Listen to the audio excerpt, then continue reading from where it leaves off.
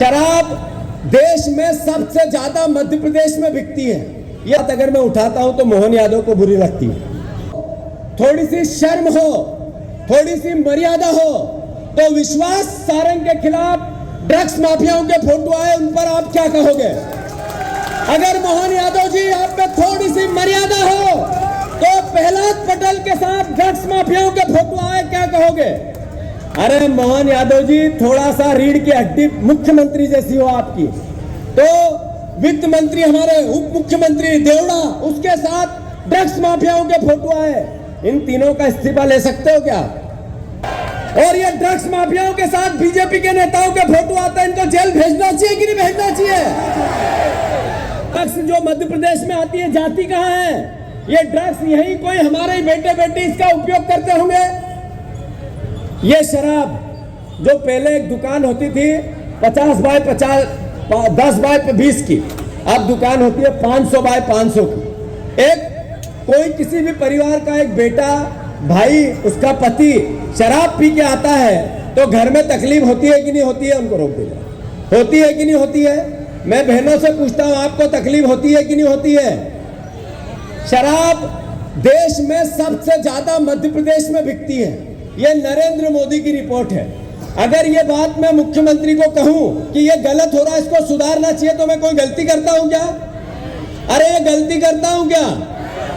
मुख्यमंत्री जी मुझे ये कहते हैं, मैंने ये कहा कि हमारे नए नए बेटे और बेटियां व्यसन में ज्यादा जा रहे हैं, इनकी हमें रक्षा करनी चाहिए।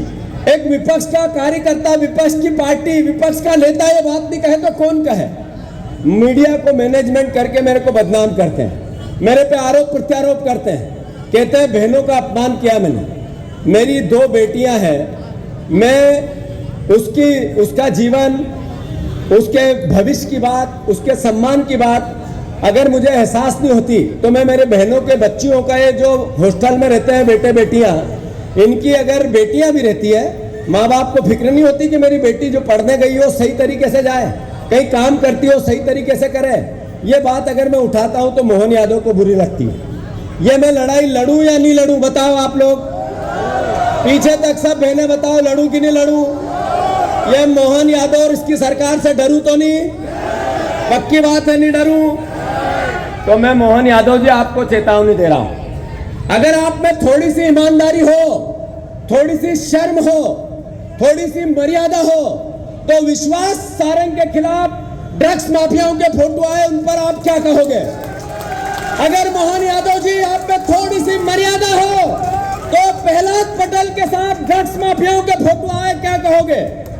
अरे मोहन यादव जी, थोड़ा सा रीढ़ की हड्डी मुख्यमंत्री जैसी हो आपकी, तो वित्त मंत्री हमारे उप मुख्यमंत्री देवड़ा, उसके साथ ड्रग्स माफियाओं के फोटो आए, इन तीनों का इस्तीफा ले सकते हो क्या? इन तीनों का इस्तीफा ले सकते हो क्या? ये नहीं करेंगे। मैंने फिर दावे से कह रहा हूं, डंके की चोट कह रहा हूं, छाती ठोक के कह रहा हूं कि मध्य प्रदेश में शराब देश में सबसे ज्यादा बिकने लगी है, और उसका कोई दोषी है तो मोहन यादव, शिवराज सिंह चौहान और भारतीय जनता पार्टी की सरकार है।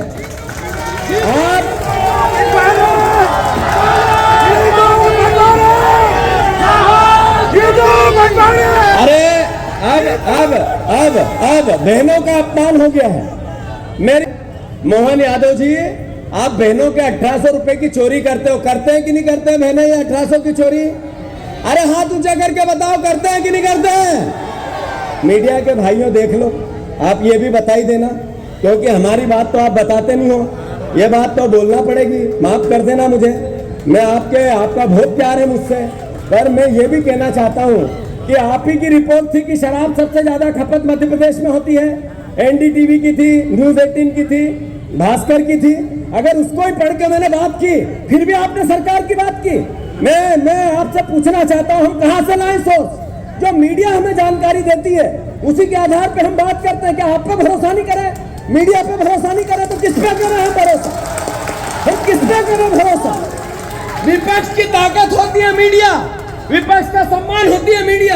हम आपके बगैर अधूरे हैं, आपके बगैर हम जनता की बात उठा ही नहीं सकते।